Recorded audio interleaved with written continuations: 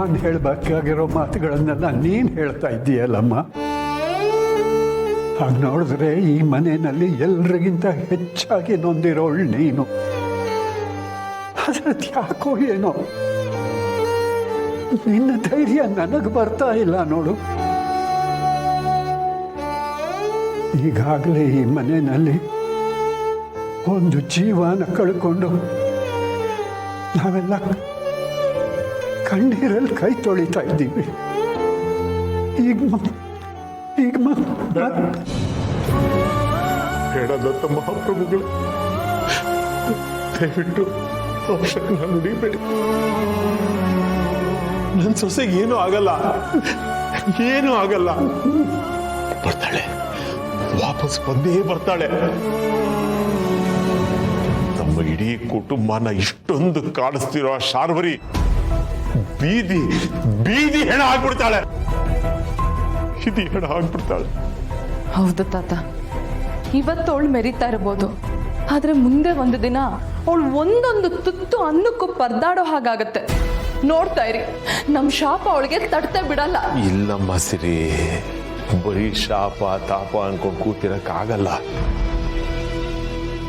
ದತ್ತ ಮಹಾಪ್ರಭುಗಳೇ, ಇನ್ನೂ ತಡ ಮಾಡಕ್ಕಾಗಲ್ಲ.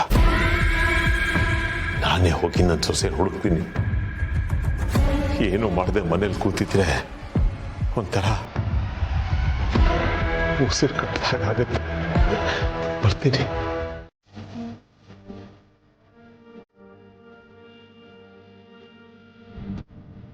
ಪ್ರಭು ಮತ್ತೆ ಸಮರ್ಥ್ ಎಲ್ಲಿ ಹೋಗಿದ್ದಾರೆ ಗೊತ್ತಿಲ್ಲ. ಸಂಧ್ಯಾ ಎಲ್ಲಿದ್ದಾಳೆ ಅಂತ ಗೊತ್ತಾಗ್ತಿಲ್ಲ. ಮುಂದೆ ಏನ್ ಮಾಡ್ಬೇಕು ಅಂತ ತಿಳಿತಿಲ್ಲ. ಒಂಥರ ಹಿಂಸೆ ಆಗ್ತಿದೆ. ಇನ್ನ ಹುಡುಕೋದ್ರಲ್ಲಿ ಯಾವ ಅರ್ಥನೂ ಇಲ್ಲ. ಅದಕ್ಕೆ ಅಳೋದನ್ನ ನೋಡಕ್ಕಾಗ್ತಿಲ್ಲ. ಶಾರ್ವರಿನ ಇಷ್ಟು ವರ್ಷ ನಂಬಿದ್ದು ದೊಡ್ಡ ತಪ್ಪು. ತಪ್ಪೆಲ್ಲ ನಮ್ದೆ. ನಮ್ಗೆ ಈ ಶಿಕ್ಷೆ ಆಗ್ಬೇಕಾದ.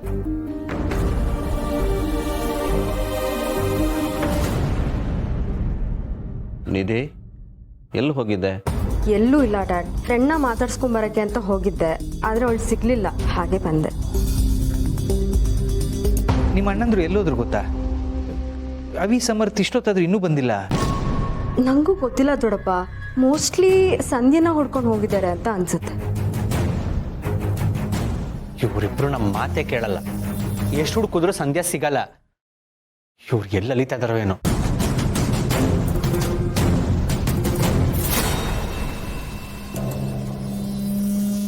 ಅಪ್ಪ, ಚಿಕ್ಕಪ್ಪ, ಒಂದು ಹ್ಯಾಪಿ ನ್ಯೂಸ್ ಇದೆ. ಹ್ಯಾಪಿ ನ್ಯೂಸಾ? ಈ ಸಂದರ್ಭದಲ್ಲಿ ನಮಗೆ ಸಂಧ್ಯಾ ಸಿಗೋದು ಬಿಟ್ಟು ಬೇರೆ ಹ್ಯಾಪಿ ನ್ಯೂಸ್ ಏನಿರುತ್ತೆ? ಹೌದು, ಅದೇ ವಿಷಯನೇ ಹೇಳಕ್ ಬಂದ್ವಿ. ಸಂಧ್ಯಾ ಎಲ್ಲಿದ್ದಾಳೆ ಅಂತ ನಮ್ಗೆ ಗೊತ್ತಾಗೋಯ್ತು.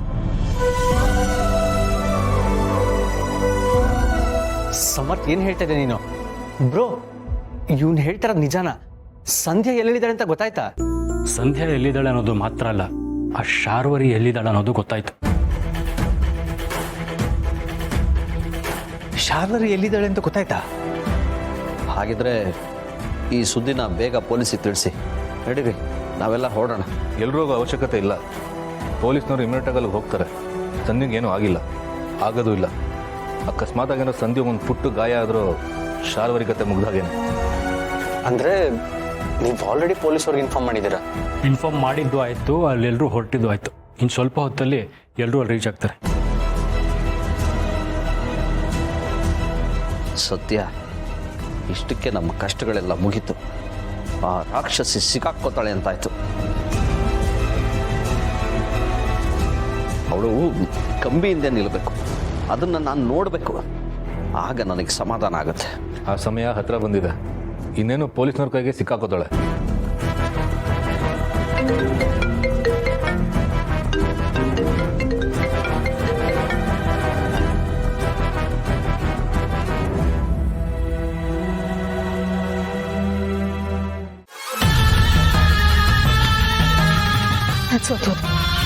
ನಾನು ಸೋತೋದೆ. ನಾನು ಇಲ್ಲಿಂದ ತಪ್ಪಿಸ್ಕೋಬೇಕು.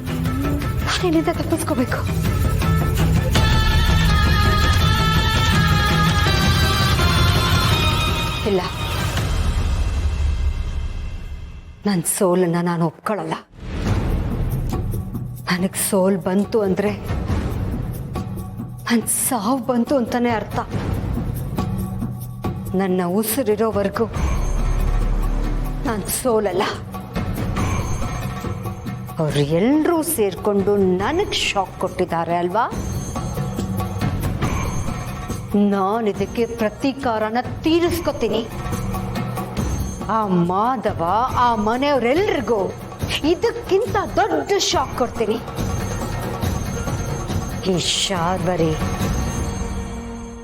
ಸುಮ್ಮನೆ ಬಿಡೋಳಲ್ಲ.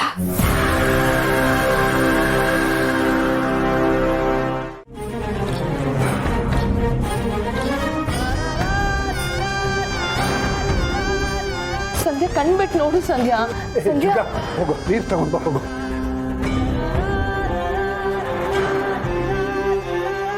ಪುಟ್ಟ, ಏನಾಯ್ತು?